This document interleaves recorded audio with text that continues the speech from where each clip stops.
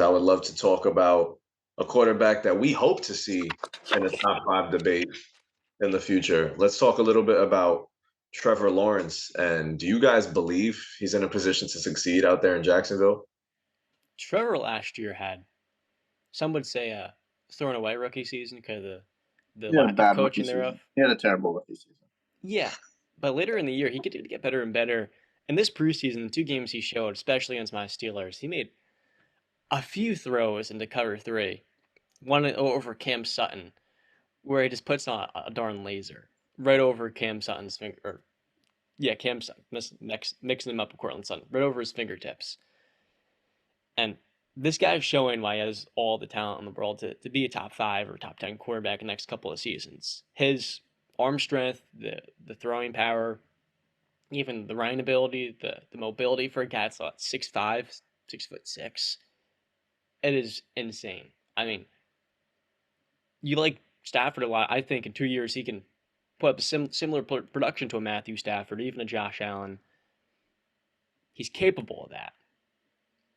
But when I look at the Jaguars' surrounding cast, and they're coaching Doug Peterson, I'm not ready to say the Jaguars are going to be winning anytime soon. Now, I know you guys have the Jags finishing above the We have Texans. them both finishing second.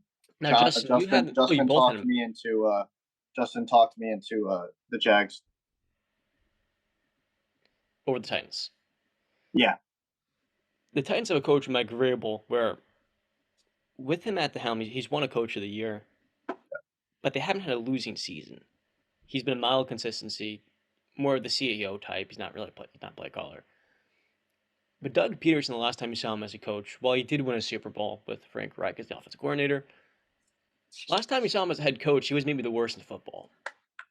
And part of Carson Wentz's demise in Philadelphia can be attributed to Doug Peterson not making it simpler, dumbing it down for Carson so he could get comfortable and find his role on the team. And Wentz that entire year was unsettled. Now, when I look at the Jaguars roster, Christian Kirk, I mean, $18 million a year is no overpay. The average APY. Good number receiver, great number receiver three, wide receiver number two. Travis Etienne now will be healthy coming off his list rank, and he's been a star at training camp.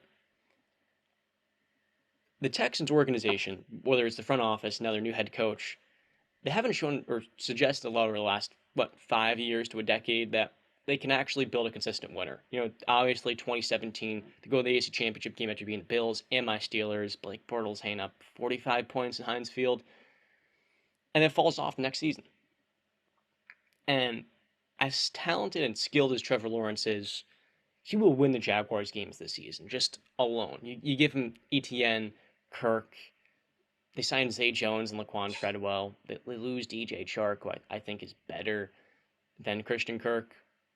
This team lacks talent. The offensive line is still below average.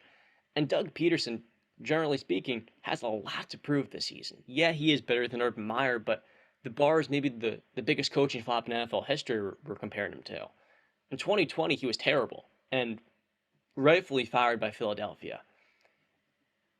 And much like the Josh Allen thing over the last couple of weeks, I thought more about it. I'm like, how can these guys be so high on a team with so much unproven and basically nothing to bank on outside Trevor Lawrence's skill set? There's nothing there. And I think the Jaguars this season, they have a chance, honestly, to get the third overall pick for a third straight year in a row, the first overall pick. I wouldn't be surprised if they finish in the top three, because they probably will. Their division is tough with the Colts being to us, I think all three of us view them as a contender. The Titans, maybe they missed the playoffs, but like I said, with Vrabel, they're going to be super competitive. And the Texans are a team I think can win like 5 or 6 games. And the CFC is a dogfight. There's no way this year the Jaguars win more than 5 games. I just don't see it. And quite frankly, long term in Jacksonville, I think this franchise is going to fail Trevor Lawrence. I think he can be a top 10 quarterback, but similar to Matthew Stafford in Detroit, a guy you love, Brandon, I just see a lot of his talent being wasted over these next couple of seasons. And I'm really worried about what this franchise is going to do to him. So I just want to say about Dougie P. I don't know, man, because this is a little weird to me, John. You have no concerns in New Orleans with Dennis Allen. but you have concerns with Doug Peterson, who is a proven head coach, won a Super Bowl against New England with a career backup in Nick Foles, and you're basically basing him on one season alone in 2020, the year he got fired, which was his worst season.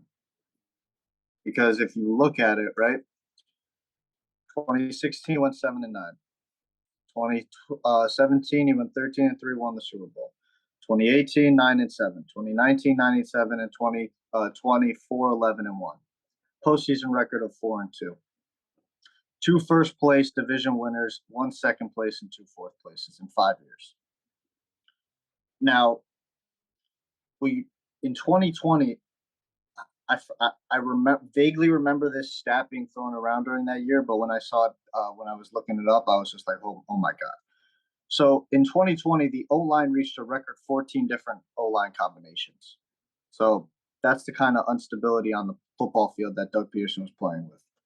And even in 2018 and 2019, that team was riddled with injuries.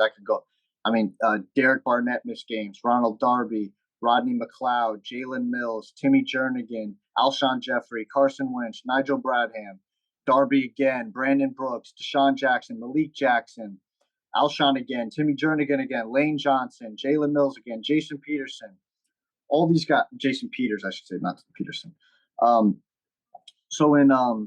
want to get this right. So the year after they won the Super Bowl, right? They started off 4-6 in their first 10 games. Then they won 5 of the last 6, including upsets over the Los Angeles Rams and the Houston Texans when Deshaun Watson was there. They made the playoffs and they beat the number 3 seeded Chicago Bears. You guys probably remember this game. And during the last 10 seconds, Doug Peterson called the timeout, negating Cody Parker's successful attempt, icing him.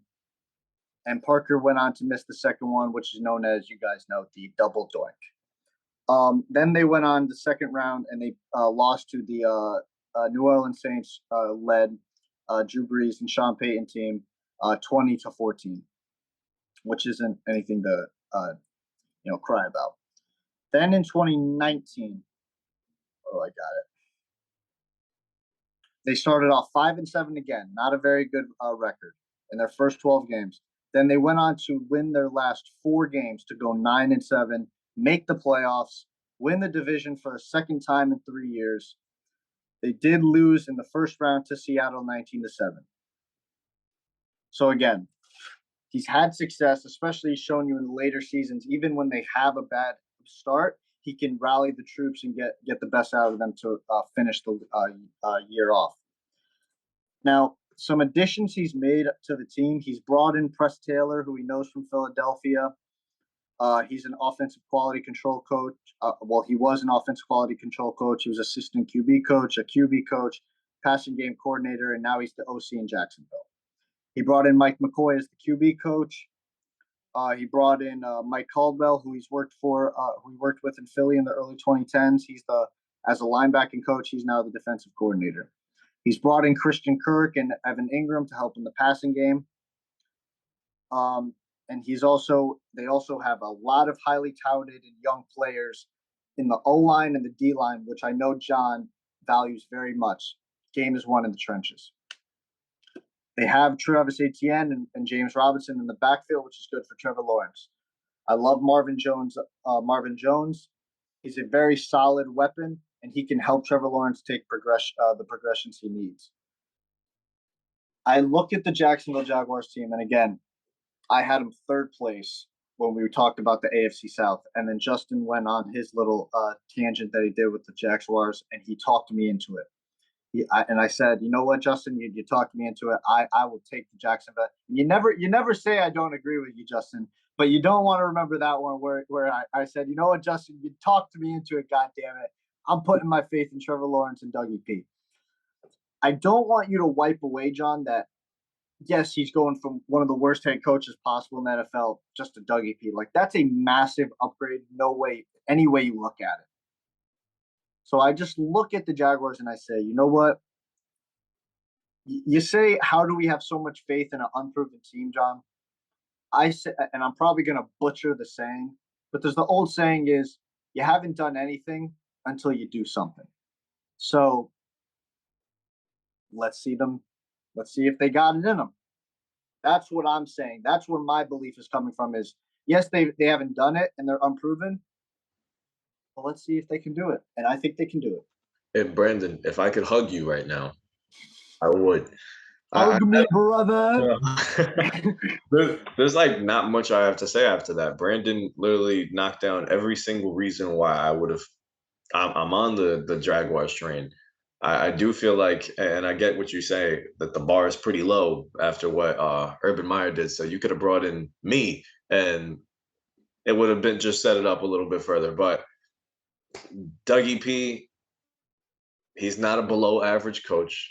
He's not number 30 Was on his the last list. season a below It average? was a rough season, but remember, he's been dealt some cards, man. Injuries all take a role in it. His relationship with the quarterback, Carson Wentz, was never on the field for him when they needed them most. Like he dealt with some crappy hands there in Philadelphia sometimes. And you know what? One year he turned water into wine, they win a Super Bowl. You know, anything that happens right now, the Jaguars are going to improve because of the head coach, because of the new culture that they're going to build there.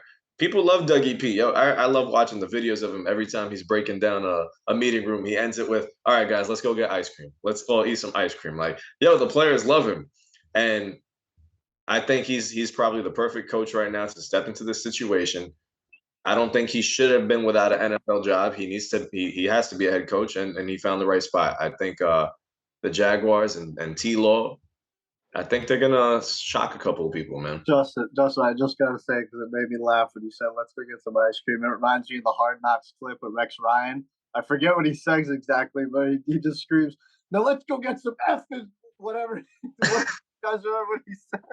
I think he's like cheeseburgers or something. I love that type of energy, but that just made me laugh. Go ahead, John. Yeah, man, it's awesome, dude. So that's why I feel like the Jaguars are primed just to take another step. I'm not saying they're making the playoffs, but we're gonna see some growth from Trevor Lawrence. And most important, I think that's the most important thing, that you see the people that you've drafted and your rookie franchise quarterback take that next step. Because last year was a disaster. So you want to see him grow from that. He said, "Let's go eat a goddamn snack," is what he said. I love me some Rex Ryan. Go ahead, John. Talk to me, Goose. Okay, I wanted to play that clip for us, so let me give me. In the meantime, my criticism of Doug Peterson does not does not stem with him as a leader. It stems as a play caller, because last time we saw him as a coach, his play calling was horrific with Carson Wentz, and that, whether or not by coincidence, comes right after Frank Reich left, who played a large role in assisting Carson Wentz's development and helping stabilize and build a really strong running game in Philadelphia. So without Frank Reich as his offensive coordinator, we have not seen Doug Peterson prove himself as a high level head coach. We just haven't. And so there's a lot for him to prove this year as a play caller now that he's going to be working with Press Taylor in that category. Now, the one thing that I do like about this Jaguars team that you guys didn't mention is their defense. That right there is something I think is really going to surprise some people this season.